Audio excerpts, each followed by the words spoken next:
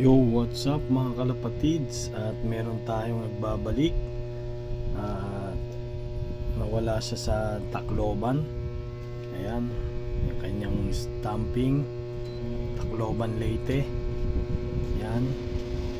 At yung isa ay tatak naman sa Calbayog na nalaro natin siya sa APR last South. Yan, ngayon lang umuwi at sumabay sa MacArthur Leyte race. Yan, may sticker pa siya, oh. Yan. At maganda pa yung katawan.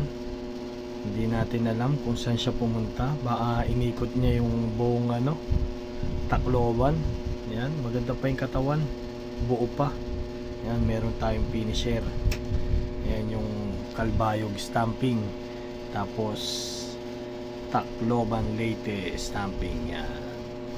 Maraming salamat sa inyo guys, sa inyong panonood. Bye bye.